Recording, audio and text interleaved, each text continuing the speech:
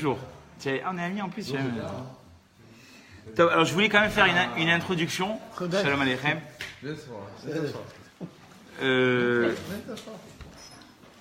Le cours de ce soir, il est un peu. Vous me voyez, hein, bien qu'à la caméra, et elle filme que de ce côté, hein, je vous rassure. Hein. Bien qu'on soit déjà, je veux dire que le cours, l'introduction, c'est que le cours, il est un peu en contradiction avec la période dans laquelle on vit, puisque Mishenichnas Adar, quand le mois de Adar rentre, Marbim Besimcha, on augmente la joie, jusqu'à que les poskim, jusqu'à que les Ouais. Jusqu'à que, non mais tu vas voir que, alors je vais faire une introduction, jusqu'à que les décisionnaires, ils ont dit que quelqu'un qui a un gros coup à faire, pas un coup d'assurance, hein, un coup au tribunal avec des enjeux très graves, c'est écrit, il faut le faire en Hadar. En Hadar, vraiment. C'est écrit que le mazal du juif, mazal d'Agim d'ailleurs, il joue en la faveur des juifs au mois de Hadar. Contrairement au mois de Av, où là on dit celui qui a même, ne serait-ce qu'un tout petit essec, une toute petite affaire avec un non-juif, ou même n'importe avec un juif, on ne doit pas avoir de jugement au moment de Av. Hadar, c'est exactement l'inverse. D'ailleurs, il y en a qui disent que Mishenichnas Av, quand Av y rentre, mais Ma'atin Besimcha, on calme la Simcha. Alors c'est quoi la joie? C'est quoi Av? C'est le père. Mishenichnas Av, quand le père il rentre dans la maison, mais Ma'atin Besimcha, on se tient un carreau là au moins. Ça peut aider les gens. En tout cas, ce soir, comme il dit Shmuel, il m'a dit, est-ce que tu vas nous mettre Yehuda? Yehuda, il me dit, tu vas nous mettre la Rama. Moi, je pense que c'est exactement l'inverse. Ce soir, je vais parler des épreuves et je vais vous dire, plus on comprend les épreuves, plus on essaye de voir ce que Dieu il veut de nous, et plus en fait, ça nous enlève les épreuves. Alors, j'ai pas la feuille devant moi. On va penser à tous ceux qui sont écrits dedans, pour pas peut-être une particulièrement, mais on pense à toutes les personnes qui sont écrites dedans pour le Refoua Shalema, les Lunishmat, et en particulier pour Refoua Shalema Eliaou Ben Chana, et les Lunishmat Edna Bat Shalbia, et avec votre permission, la grand-mère de ma femme, qu'on est encore presque dans le mois, Léa Bat Miriam Gedj. Il y a un pasouk, pour commencer, dans Bereshit. Excusez-moi.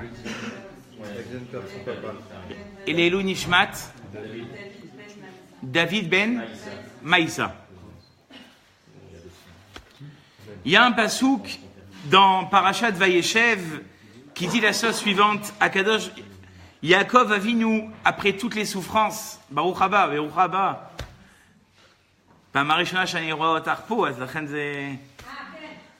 Vayeshev Yaakov Be'eretz Megurei Aviv Be'eretz Kenaan. Yaakov Avinu a voulu s'installer dans les habitations de son père, dans la ville de Kenaan. Et Rashi de dire sur place, en deuxième explication, Bikesh Yaakov Lashivet Beshalva. Yaakov, il en a eu marre. Il en a eu marre de souffrir et d'avoir des épreuves. Donc à un moment, il dit stop. Maintenant, j'aimerais vivre un petit peu plus cool.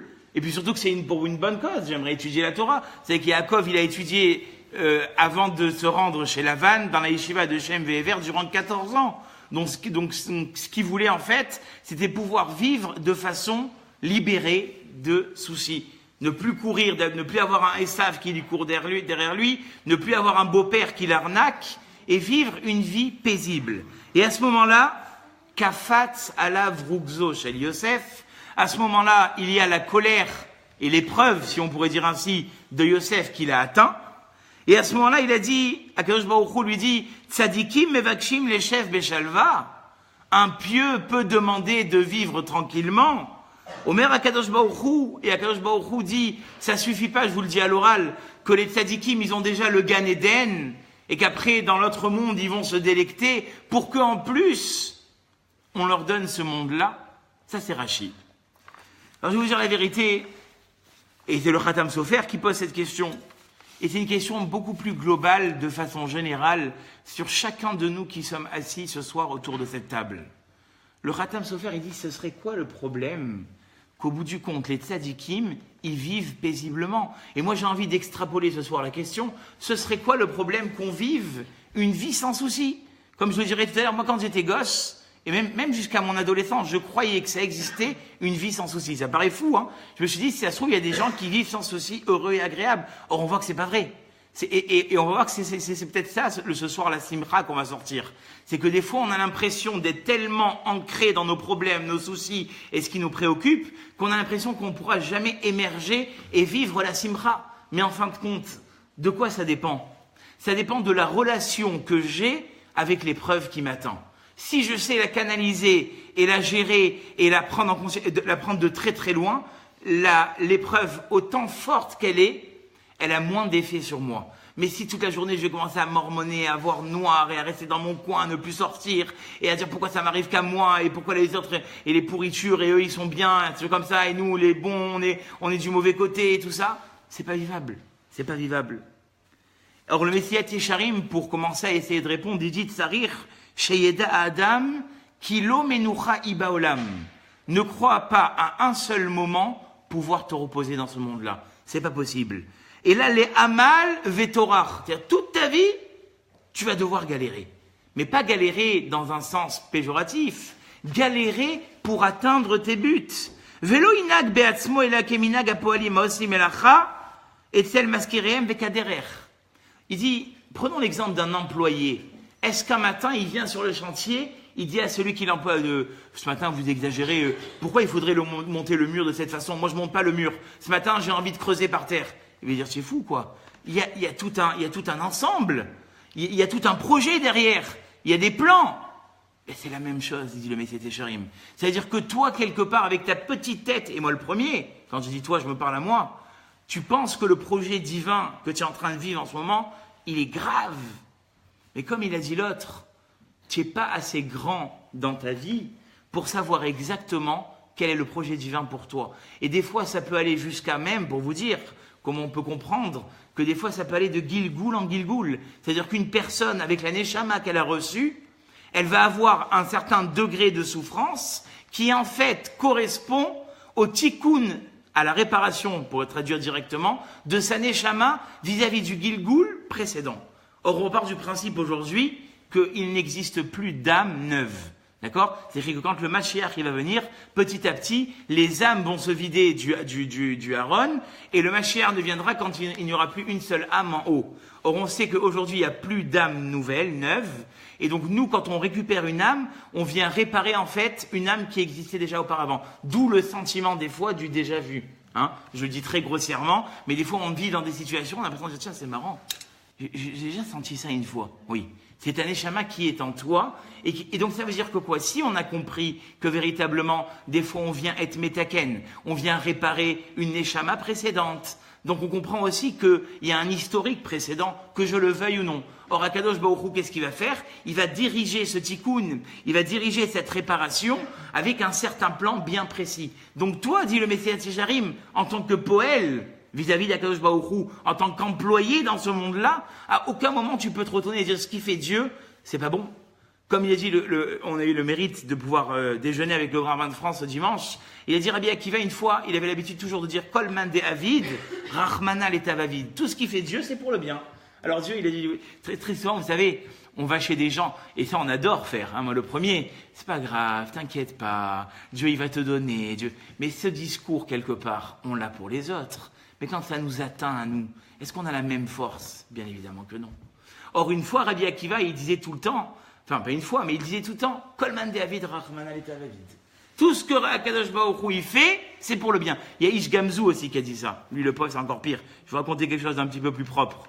Et Rabbi Akiva, un soir, il voyageait pour donner des shiurim avec ses élèves, et il arrive, c'est la Gemara dans Brachot, il arrive dans un village pour avoir une auberge, pour pouvoir dormir la nuit, et tout le monde lui refuse l'hospitalité. Comment, Rabbi Akiva? Les élèves lui ont dit, mais c'est quoi cette ville de radins? Il a dit, laissez, Kol man de Avid, Rachmana letavavid. Tout ce que Dieu fait, c'est pour le bien. On va aller dans la forêt, on va mettre une bâche, faire une tente, et on va dormir. Rabbi Akiva, il avait un âne, une poule et une bougie. À peine rentré dans la forêt, il y a un vent fort qui arrive, et même la bougie. Les élèves disent, Rabbi, qu'est-ce qu'on fait maintenant? On est dans le noir. Il dit, chut, Kol man de Avid, Rachmana letavavid. Et puis à un moment, dans une forêt, je ne sais pas d'où ça sort, il y a un léopard qui vient, et qui lui déchiquette son âne, et le réveil naturel qu'il avait, son coq, ou celui qui faisait les œufs, il se retrouve sans rien. Et là, Rabbi lui dit, jusqu'à où il a dit encore une fois, Kolman David, Rahmana et Abavid. La même nuit, je pense que vous connaissez tous la suite, on est rentré dans ce village et on a passé tous les gens de la ville au fil de l'épée. Il n'y en a pas eu un seul survivant. Il a dit, Rabbi Akiva, vous voyez, si on avait accepté l'hospitalité dans la maison, qu'est-ce qui se serait passé? On aurait été assassiné. Si l'âne, il avait meuglé, et qu'on l'avait entendu, pas meuglé, je ne sais pas comment on dit, il avait henni, on aurait été assassiné. Si la lumière, on aurait été...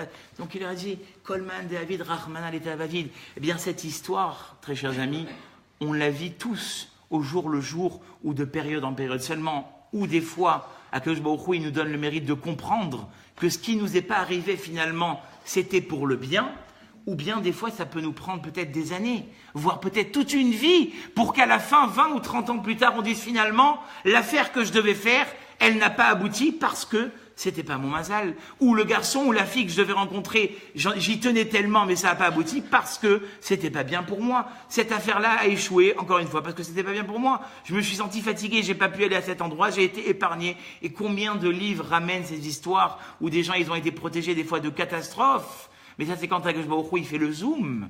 Mais là, le Messiah Tijarim, il a dit, on doit se considérer comme cet employé ou comme ces soldats. Moi, des fois, j'ai rencontré l'autre fois un soldat, un goy.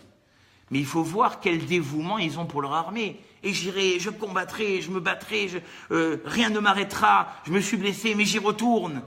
J'ai dit, ça doit être une honte pour nous. Le dévouement que ces soldats, ils ont pour leur armée, est-ce que nous, on l'a pour Dieu? Pas forcément. Pas forcément. Or, c'est ce qu'il dit ici le Messiah Tejarim. Ces soldats-là, Asher Achilatam Bechipazon, ils mangent très rapidement, puis ils repartent à la guerre. On connaît tous les petits repas des soldats des Chayalim, Shnatamarai, ils dorment peu, Omdim Tamid Mouchanim, ils sont tout le temps prêts. Ve'alzen Ne'emar. Et c'est sur ça qu'il a été dit, dira le Messiah Tejarim, Adam le Amal Yulad. Un homme, il est fait pour bosser dans sa vie. Parce que je vais vous dire, être juif quand tout va bien, c'est facile. Tout le monde, lors d'une bar mitzvah, lors d'un mariage, autour d'une belle séouda comme on a ce soir, autour d'une belle daf le Shabbat, c'est agréable. Mais quand un soir d'hiver, on t'appelle à 22h30 pour aller faire Teilim pour quelqu'un que Dieu nous en préserve, est-ce que là tu as la même simcha? Ou alors que ton copain il te dit j'ai besoin de toi, tu sais ça va pas à la maison, il faudrait que tu viennes m'aider avec ma femme, peut-être nous faire un peu de shalom baït, est-ce que tu vas être prêt? Ou une amie elle te dit écoute j'ai un problème financier, est-ce que tu es le même juif? Est-ce que quand ça va pas tu es capable d'être le même juif? C'est ça. Il dit Adam les Amayulad, qu'est-ce qui va faire que tu vas évoluer dans ta vie? Qu'est-ce que tu vas faire? Comment les sportifs ils arrivent à évoluer? Parce que la première épreuve, ils l'ont réussi. L'année d'après, qu'est-ce qu'ils disent? Il y a les Jeux Olympiques d'hiver en ce moment. Hein, alors, les records qu'ils ont fait l'année dernière, ils veulent avancer cette année. Et c'est ça qui fait de eux des vrais sportifs. Dit le Messiah Tejarim, Adam le Amal Yulad. Quand est-ce qu'on va voir, on va mettre à l'épreuve ton judaïsme? C'est pas quand il t'est nourri, blanché, logé, petit, jeune fille. Non, quand tu es marié, quand tu as des enfants, petit tracas, grand tracas, et ainsi de suite. Comment je réagis à tout ça? Est-ce que je suis toujours le même juif intègre? C'est ça. Ça veut dire que quelque part dans ce monde-là, et c'est le Shlomo Ameler qui le dit, Adam les Amal Yulad, ça veut dire que c'est ça qui va pouvoir te montrer la différence. Si véritablement tu tiens à ton projet ou tu tiens pas à ton projet. Moi je l'ai toujours dit, il n'y a pas de secret. Et ça on le voit tellement bien. On le voit tellement bien chez les enfants. Quand on enseigne à des enfants, vous savez, moi souvent je m'amuse à faire des concours. Alors je dis premier lot, allez, tablette de chocolat, dernier lot, paquet de biscuits. Alors il y en a un, qu'est-ce qu'il fait? Ah, moi j'écris que la tablette de chocolat, je suis sûr que je vais gagner. Et l'autre il dit, ouais, je vais écrire un paquet de biscuits, même ça. Et je vais vous dire, ce pessimisme, on le voit dès petit. Et souvent, c'est décalqué sur les parents. Mais c'est ça pas un chirotrinour, je vais commencer à glisser. Mais ce que ça veut dire, c'est qu'en fait, ça veut dire que où tu as une ambition d'arriver vers là où tu dois arriver, et donc advienne que pourra, tu réussiras, ou bien depuis le début, dès qu'il y a une petite chose qui te rend fébrile, tu t'arrêtes. Et c'est ça que je disais, c'est là où je voulais en venir, que la différence entre ceux qui ont atteint un certain niveau dans leur vie, c'est qu'ils ont justement traversé toutes les épreuves, et ils sont arrivés où ils voulaient. Et l'homme, il est banouille, il est construit pour ça. Seulement, tout dépend du mental. Et ça, c'est propre aux humains. Comme dit la Gemara dans Kiddushin, l'orainu afpam chayot mitamsot. On n'a jamais vu un lion dire purée, je suis en galère de thunes ce matin, je ne sais pas ce que je vais faire. Non, il sort, il voit une brebis ou un cerf en train de courir, il commence à courir, il attrape. On dit que le top du top, c'est les poissons. C'est pour ça qu'on les mange. Les poissons, quand on les ouvre, on voit que le mangeur, d'accord, il a le poisson mangé du côté de sa bouche. Il sait même pas, il ouvre la bouche, le poisson, il rentre. Alors, il y a une raison à ça. On dit que les poissons, c'est intéressant de savoir pourquoi eux, c'est ceux qui ont vraiment le top de la parnassa, parce que eux, ils sont cachés sous l'eau. Et donc, personne ne voit ce qu'ils font. Et ça, c'est un grand yesod aussi. Tu veux arriver dans la vie, c'est écrit, Shlach lecha Hashem et aberacha. Hashem, il va t'envoyer la bénédiction où? Bah, à sa mecha, dans ce qui est caché. Plus tu parles de tes affaires et tu vois, je vais faire, tu t'es gavé de tout ce que tu as dit que tu allais faire, et puis finalement, chlet. Alors que l'autre, tout d'un coup, il dit, oh ouais, j'ai ouvert une start-up à Londres. Ah bon? Je suis pas au courant. Ben ouais, je t'ai pas tenu au courant, et alors? Et c'est pour ça que j'ai peut-être réussi. Toutes les choses que vous donnez de l'énergie dans la parole plus que dans l'action, ça tombe à l'eau, sachez-le. Et plus vous allez donner dans l'action sans la parole, et mort mais hâte, va à CRB. Dis un tout petit peu, mais fais beaucoup. Et c'est là où tu réussis. Et donc, pour revenir un petit peu au centre du sujet, Béhémet, les Avot Akdoshim, ils nous ont montré, regardez, Yaakov Avinu, depuis le ventre de sa mère, il a eu des tuiles. Dans le ventre de sa mère, c'est écrit, Rivka, qu'est-ce que c'est écrit? Vaïtrot setsu abanim bekirba. Je sais pas, un enfant, normalement, il a une grossesse paisible, quoi. Bon, il donne un petit peu des coups à la fin, vers le 9e mois, mais que toute la grossesse, ça s'agite. Vaïtrot setsu abanim. Eh oui. Puis après, qu'est-ce qui se passe? Il naît, quelques années plus tard, qu'est-ce qu'il doit faire? Il doit quitter la maison. Son frère, il manque de l'assassiner. Et quand il arrive, avant d'arriver même chez son oncle, même avec les Pamalia chez le Maala, même avec ceux qui étaient en haut, avec l'ange, il doit se battre. Après, il croit que chez Lavan, son oncle, tonton, il va me recevoir bien. Tonton, il va t'arnaquer jusqu'au dernier sou. Et même la femme qui t'a promis, c'est pas celle que tu vas avoir. Et il continue. Après, qu'est-ce qui se passe? Il perd sa femme sur le chemin. Yosef, il disparaît pendant des années, il pense. Et pourtant, Vayavo, Yaakov, Shalem, Ir, Shechem. Yaakov, après tout ça, il est Shalem. Mais quelqu'un d'autre, il est terrassé à sa place. Il est traumatisé. On doit l'amener chez un psychologue qui va essayer d'arranger cette enfance terrible. Mais non, il va Yavo, Yaakov, Shalem, Ir, Shalem. Et c'est écrit, Vachem, Berach et Avraham, Bakol. Avraham, il avait tout, Bémet. Il n'avait aucun souci. Donc ça veut dire qu'en fait, ça dépend de qui? C'est vrai que ça dépend de Dieu, mais ça dépend de toi. Vous savez, j'ai vu un Ibn Ezra que j'ai dit à tout le monde, je vais vous le dire ce soir, extraordinaire. C'est écrit que quand Paro, il est venu chez Moshe Rabbeinu pour essayer de délivrer le peuple, là-bas c'est écrit « Tirbad alav avoda » endurcissons le travail sur le peuple juif, « Ve'al ish'u bedivre sheker » et qu'ils ne disent pas des paroles mensongères. Et le Ibn Ezra sur place dit ici, on a fait une allusion pour nous dire que quoi? Que très souvent, ish'u velo moshia. Il y a un passage qui dit « L'homme il a prié et on ne lui a pas répondu ». Plusieurs fois, on se demande, pourquoi on ne nous répond pas? Pourquoi matin, midi et soir, je pleure? Il a dit, Ibn Ezra, quelque chose d'extraordinaire. Il a dit, Ve'al ish'u, si on ne t'a pas répondu, Bedivre sheker, c'est peut-être que tu es en train de dire du mensonge. Comment moi? Chas vechalila, Hashem irachem, moi, mentir à Dieu? Et Ibn Ezra, tu mens pas. Mais tu n'es pas assez convaincu de ce que tu dis. Gomel, chassadim, tovim, Kakadosh Baruch Hu, il fait des œuvres de charité. Tu crois vraiment en ça?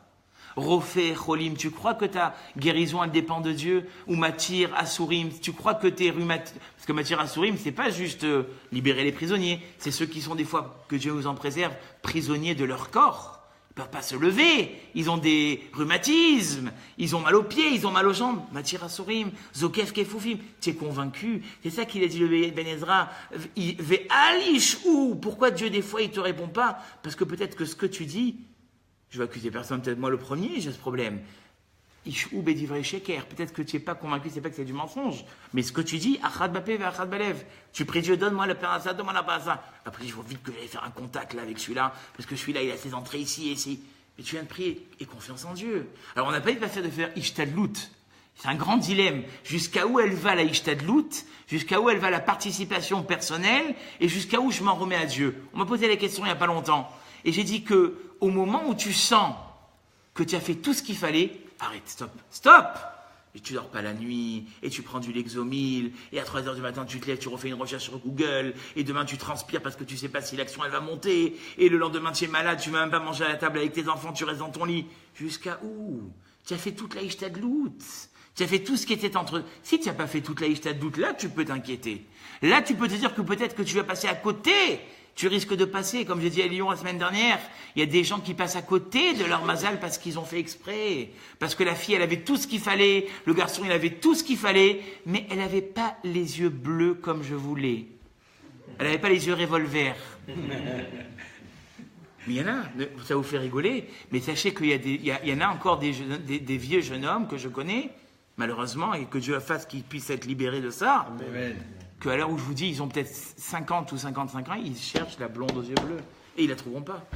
Pourquoi ils la trouveront pas? Parce qu'ils trouveront toujours un défaut de se dire finalement, c'est pas ça que je veux, c'est autre chose. Or, on sait très bien, et je ferme la parenthèse, qu'on peut passer à côté de son mazal. Donc si on a compris... Il avait brune. Ouais, Johan. Tu as fait une bague. Ah, je crois que tu avais une bague, toi. Non. Et donc, si on a compris ça, si on a compris qu'on peut passer à côté de son mazal dans le zivoug, dans le couple, on peut passer à côté de son mazal dans toute la vie de tous les jours. C'est-à-dire que tu vas prier Dieu, Dieu il va te donner des opportunités et tu vas fermer la porte à ces opportunités. C'est-à-dire que tu pries Dieu et le lendemain tu as les opportunités mais tu ne te sens pas.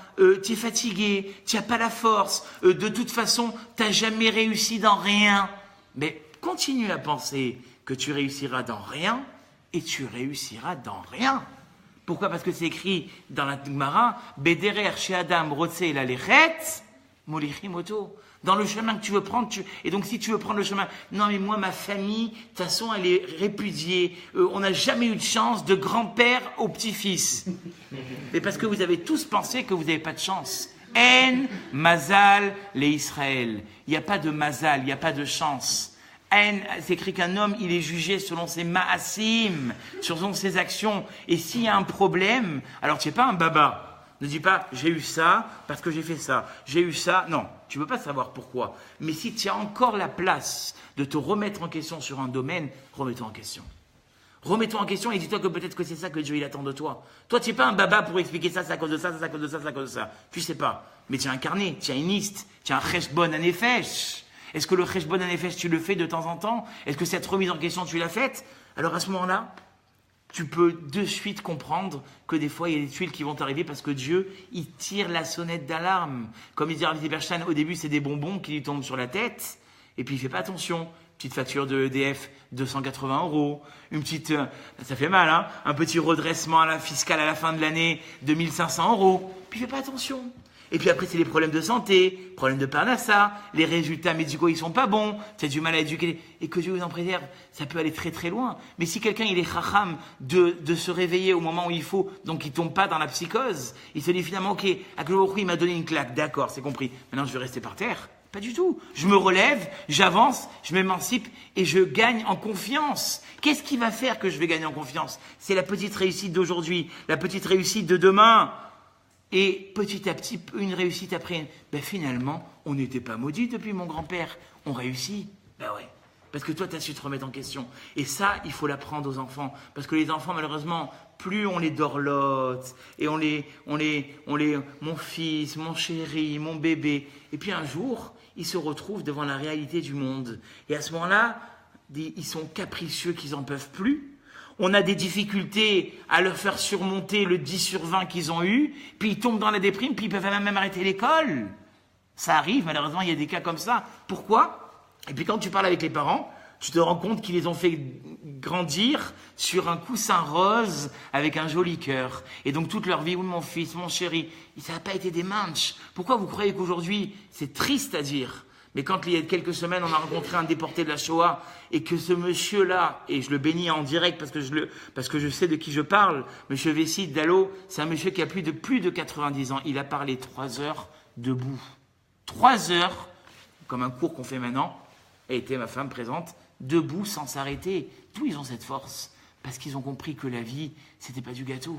Et donc ça leur a donné autant de la force psychologique, mais de la force physique. Et le gars, il a 90 ans, et il marche, et il bouge, et il est actif. Je vous invite à tous, allez sur la chaîne de YouTube, vous mettez là-bas Albert Vessit. Allez, si vous voulez, je vous donnerai le lien après. Vous allez voir un monsieur qui, pendant 3 heures, te parle des pires horreurs. Alors évidemment, il a beaucoup de questions sur Dieu, mais ce qui est intéressant, c'est qu'il parle toujours de son ange. Il dit que 4 fois, il raconte que 4 fois il a été sauvé de la mort certaine. C'est-à-dire que les Allemands, ils sont venus, ils lui ont dit creuse ton trou, creuse ton trou. Et il a creusé son trou. Et il dit je croyais que j'allais mourir, mais mon ange m'a sauvé. Une deuxième fois, ils sont dans un baraquement et les prisonniers, ils avaient tellement faim qu'ils descendent, ils entendent une bonne odeur de saucisson ou je sais pas quoi, ils descendent tous. Les SS, ils les avaient pas surveillés à ce moment-là, ils descendent tous manger. Et lui, il a dit mon ange. Il dit pas quand vous, il dit Dieu. Il a beaucoup de questions. On peut pas, vous comprenez, on peut pas. Et ça, c'est de façon générale. N'essayez jamais, un grand principe. Vous allez plus abîmer qu'autre chose. N'essayez jamais de dire à quelqu'un ce qui t'arrive, c'est Mina Shamaim, accepte. Parce que tu le rebelles contre Dieu plus que ce que tu vas le réconforter. N'essayez jamais de dire à quelqu'un c'est Mina Shamaim. Donc moi, il m'a dit ça, je me suis tué. Mais il a dit quelque chose d'intéressant. Il a dit, moi, j'étais le dernier de la groupe et je voulais descendre, ça sentait bon. Ça faisait 3 jours que j'avais qu'une pomme de terre dans mon ventre. Mon ange, il m'a dit, ne descends pas. Les SS, ils sont revenus, ils ont fusillé tout le monde. Sauf lui. Voilà. Et il a vécu que des choses comme ça. Et le monsieur, il a 95 ans, 93 ans, et il est debout et il raconte. Parce que c'est des gens, justement, qui se sont relevés à travers l'horreur et la difficulté, et c'est ça qui les a forgés. Alors, en bas, au Hachem, soyons honnêtes, on n'en est pas là. On a des petits soucis avec les enfants. On a des petits soucis médicaux, c'est vrai, des fois, qui sont très graves. Mais on est encore en vie. Comme il a dit Rav Salanter, une fois, il est passé dans une rue obscure. Et puis, il a vu là-bas un monsieur qui était en train de réparer des chaussures. Et il faisait noir. Et il a dit au monsieur, mais il fait noir, qu'est-ce que vous faites? Il a dit non, il y a la bougie. Et tant qu'il y a de la lumière, je peux encore réparer. Il a dit le Rav Salanter à ses élèves, vous voyez, c'est un principe à retenir.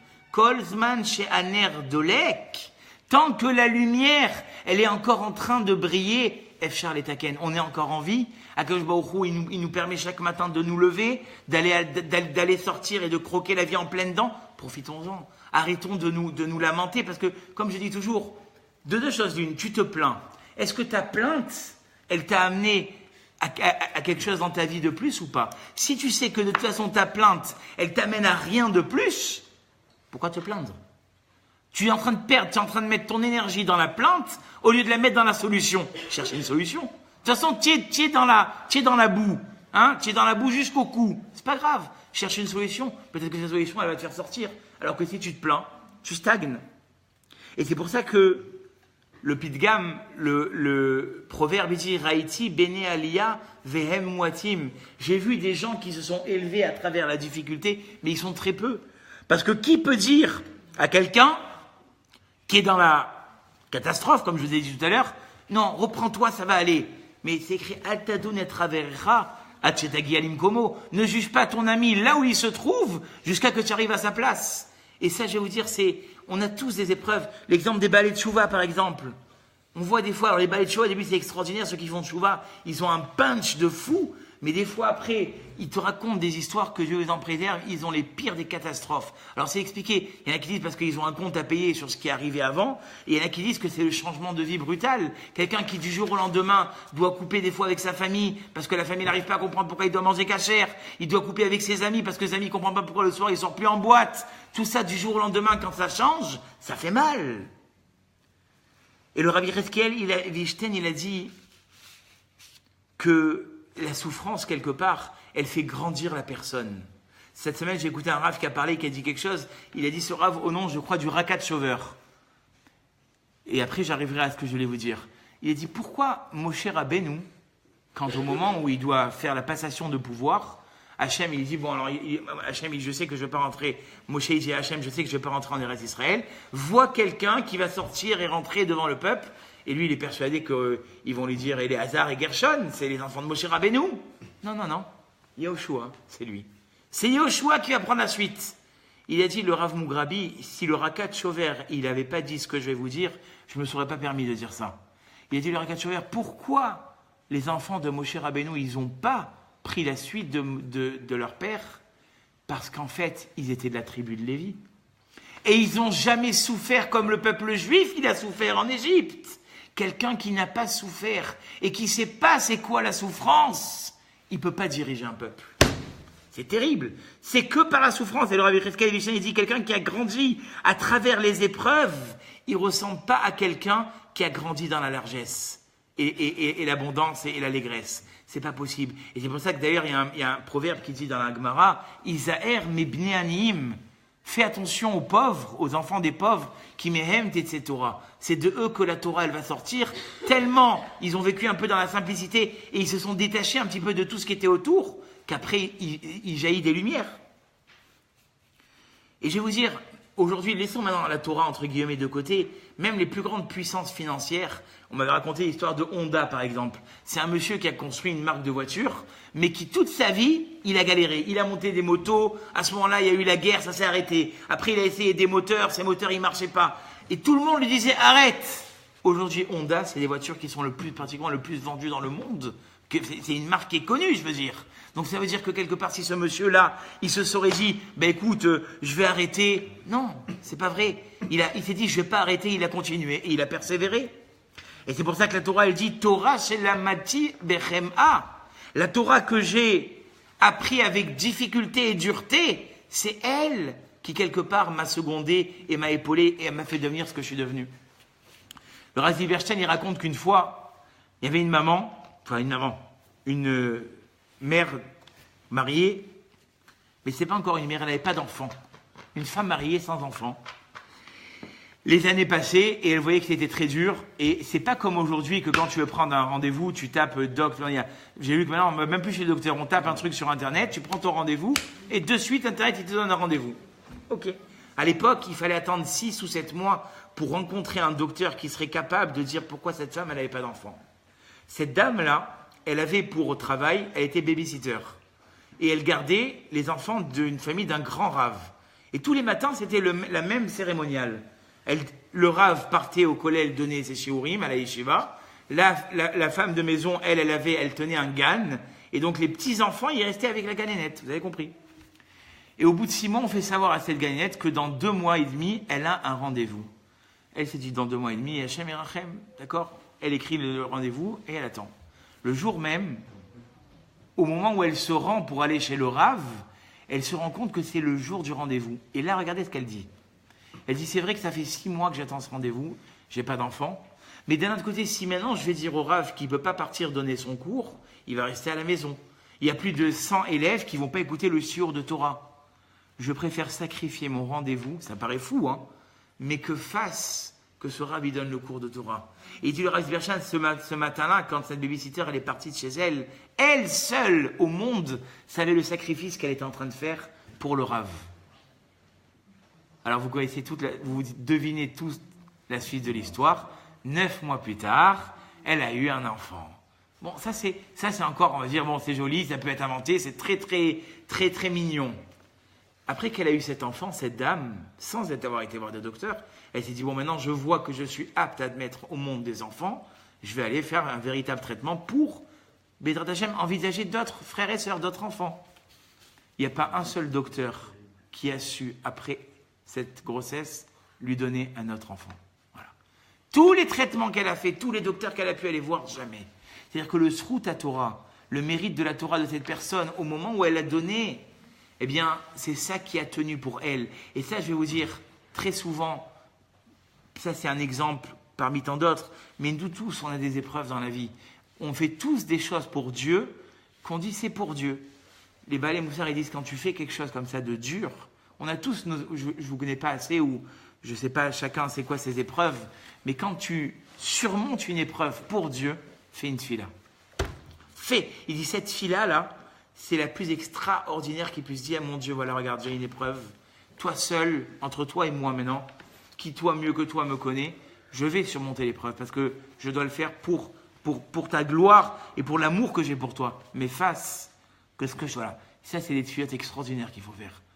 Et c'est pour ça que vous connaissez tous l'histoire que je vous ai raconté tant et tant de fois, en très rapide, du couple qui n'avait pas d'enfant. Et Raphaël Kanevski lui a dit, il faut que tu ailles chercher quelqu'un qui va avoir une honte et qui ne répondra pas. Et le monsieur, il a cherché, il a trouvé quelqu'un qui s'est fait une honte en public devant 200 personnes. Il a dit, maintenant, tu réponds pas. Et j'ai dit, tu réponds pas, laisse-moi répondre. Et mets-moi la main sur la tête que j'ai un enfant. Et ils ont eu un enfant. C'est-à-dire quoi que la Hitgabrut à Nisayon, surmonter l'épreuve, tellement elle peut être dure, mais dire à Dieu, il faut parler à Dieu.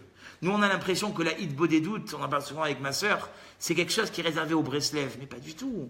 Alors c'est vrai qu'eux, ils ont fait ça de façon survoltée. Ils vont dans les montagnes, ou ils vont dans les forêts en Israël, et Akadosh Baruch Hu, Abba. Bon, mais entre ça et prier Dieu et s'adresser avec comme si c'était ton père, mais qui t'interdit? Pourquoi il n'y a que Shacharit, il n'y a que Arvit, il n'y a que Mincha? Pas du tout. Au moment où tu as besoin, tu prends un Teilim, ou tu te mets dans un coin, et tu pries Dieu. Ce qui te... D'accord? C'est écrit « Ashlech al Hashem Yaefra » Jette sur Hashem tes réquisitions et tes demandes. « Vehu yechal kelecha » Et lui, il va te répondre. On a entre les mains, Rabotai, une force extraordinaire de la Tfila et des Teilim. Et ça, on le voit au jour le jour. Faites l'expérience. Alors après, on ne va pas rentrer dans la souga de la tfila, pourquoi est-ce qu'il y a des tfilotes qui sont répondues, mais c'est rare qu'une tfila honnête et sincère, elle ne soit pas répondue. Faites l'expérience. Quand des fois vous avez, et au jour le jour on le voit, on prend des teilim, il y a des fois des catastrophes, et on prie pour qu'il n'y ait pas de choses, et le srout à teilim, il est incommensurable. Vous savez, quand au sujet des épreuves, Rabbi Shimon Bar Yochai, il est sorti de la grotte avec son fils, Rabbi Pinchas Ben Yair. Alors, il y a des gens qui l'ont vu et qui se sont mis à pleurer. Ils l'ont dit, parce qu'en fait, je ne sais pas si vous connaissez les détails de l'histoire, Rabbi Shimon Bar Yochai, il se cachait des Romains qui étaient en train d'exécuter tout le monde, Rabbi Akiva et tout ça. Lui, il s'est mis dans la grotte, et pour se cacher, surtout pour pas user ses habits, il se mettait dans le sable sans habits. Et sa peau, elle a été attaquée par le sable. Et c'est à ces instants-là où il avait la peau rongée, où il se nourrissait de caroubes et d'eau, d'accord, qu'il a composé tout le Zohar, dont vous connaissez tous la puissance du Zohar. Et ils ont pleuré quand ils l'ont vu sortir de la grotte. Ils leur ont dit, Rabbi Shimon Bar Yochai, il a dit à ceux qui ont pleuré, Im loraita bi etze, lo matzata bi etze. Si tu ne me voyais pas comme je suis aujourd'hui, jamais j'aurais pu sortir le Zohar. C'est fou! C'est-à-dire quoi, on est des gens maso, on veut souffrir? Pas du tout. La souffrance, quelque part, c'est un peu quelque part comme si on pressait un citron. Quand on presse un citron, qu'est-ce qui sort? Le jus. C'est dans la souffrance. Comme il disait mon Rav, Zichrono Livracha, le mashguir de Beth Shmaya, il disait, le judaïsme, la vie d'un homme, c'est une montagne. Quand est-ce que tu sais que tu montes dans la montagne? C'est quand tes genoux, ils te font mal. Si c'est pas facile dans ta vie, c'est que t'es en train d'évoluer. Si tout est paisible, tout est calme, tu descends acheter ta baguette, après tu vas faire un tour à la mer, et puis après tu te mets un peu de crème bronzée, et puis mais toute ta vie tu vas rester un petit. Mais si ta vie elle est à 100 à l'heure, et que chaque semaine tu te mets un objectif, et que chaque semaine tu dis, jusqu'à maintenant je faisais que les fêtes, maintenant je fais le Shabbat, jusqu'à maintenant je me couvrais la tête que le Shabbat, maintenant je me couvre la tête que la semaine, et que c'est dur, parce qu'il y a des choses qui sont dures dans le judaïsme, à pouvoir pour quelqu'un qui n'a pas baigné dedans depuis qu'on est petit. Mais après, quelle satisfaction on a quand on voit le résultat? Est-ce qu'on est capable de surmonter? Eh bien, si tu surmontes, quelque part, à un moment, tu sais que tu as arrivé à un niveau où quand tu regardes en arrière, tu te dis, mais c'est magnifique ce que j'ai fait. Jamais j'aurais pu penser que j'allais arriver à ça. Et pour tout vous dire, tout le clan d'Israël, à travers, regardez bien, Noach, il a eu le Maboul, d'accord? Avraham Avinu, il doit passer dans la fournaise et subir la Akedah de son fils. Yitzhak lui-même, il est le Korban. Après, il doit vivre avec la stérilité, lui et son fils. Et Yaakov, tout ce qu'on a cité plus haut, Moshe Rabbeinu, Paro il veut le tuer, il bégaye, il est enfermé 10 ans, ça peu de gens le savent, il a enfermé Moshe Rabbeinu pendant 10 ans dans une grotte. Et comme elle a dit ma fille, il voulait le laisser mourir là-bas. Et à un moment, il a dit à sa fille Tzipora, va voir ce qui est devenu le juif. Et ce qu'il ne savait pas, c'est que depuis 10 ans, Tzipora, tous les matins, elle descendait et lui donnait à manger et à boire. Elle lui a dit, le juif, il est vivant. Mais tu te fous de moi. Il y a 10 ans qu'on l'a jeté dans la... Mais va voir. Et là, il a vu la grandeur de Moshe Rabbeinu. Il a vu qu'un juif, même jeté dans un cachot, Akadosh Baruch Hu, il n'oublie pas. Akadosh Baruch Hu, Rabotai, il ne nous oublie pas. C'est souvent l'inverse. Nous, on oublie Akadosh Baruch Hu. Nous, on oublie la force qu'on a entre les mains de la tfila et la force qu'on a entre les mains du peuple juif. Comme j'ai dit tout à l'heure, En Mazal, n'allez pas tirer au tarot, n'allez pas regarder dans la boule, n'écoutez pas le matin France Bleu Provence à 8h10 pour, je sais parce qu'à chaque fois je change de radio, à 8h10 l'horoscope. Parce que mes filles me disent, papa, c'est vrai ça? Je dis, oui, c'est vrai. L'horoscope, il existe. Mais toi, vous, les enfants, et nous, tout le peuple juif, il est bien plus haut que ça. Bien plus haut. C'est-à-dire que même si aujourd'hui tu devais te prendre une catastrophe, mais que tu as fait une fila extraordinaire, ou que tu as fait un chesed, ou que tu as amené des chalotes pour ta copine pour que Shabbat elle puisse passer un bon Shabbat, ou que tu l'as fait le poisson, ou que tu es parti voir un malade à l'hôpital qui était seul et que tu connaissais. Alors, tu fais des actions, Akadosh Baruch Hu, il va dire, ok, celui-là il devait avoir une catastrophe, mais je vais faire qu'en fait il va juste se déchirer la chemise. Ma chemise! Tu n'as pas compris. Ta chemise, c'est à la place que ta voiture, elle soit emboutie jusqu'au moteur. Dieu, il a vu ce que tu as fait comme de choses bien ce matin, et finalement, il s'en est pris qu'à ta chemise. Donc, qu'est-ce qu'on voit? El Mazal et Israël. Finalement, ce qui devait arriver, ça a été détourné. Et ça, il faut s'habituer. Moi, j'ai vu quelque chose, j'ai vu un témoignage cette semaine d'un ami, je ne sais pas s'il écoute ce soir, mais il a dit qu'il a fait quelque chose d'extraordinaire. Et ça, je trouve, ça, c'est un vrai chesed. Parce qu'aujourd'hui, on dit, c'est vrai, il a raison, il dit, qu'est-ce qu'on appelle la gmiut rasadim? Aujourd'hui, faire du chesed et ne pas le revoir, c'est quoi?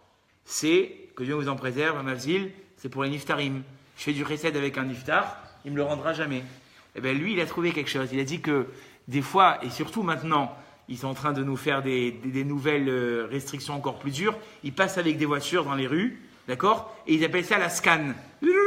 Ils scannent 200 voitures à l'heure, d'accord? Sachez-le, il n'y a plus les petits messieurs avec les papiers qui te mettent tes sentiments sur l'essuie-glace. Ça scanne 100 voitures ou 200 voitures à l'heure.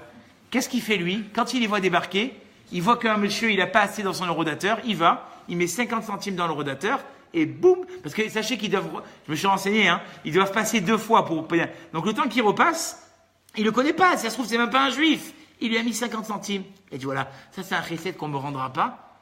Et la folie, c'est que un matin, il descend dans sa voiture et il trouve sur l'essuie-glace quelqu'un qui lui avait payé son eurodateur.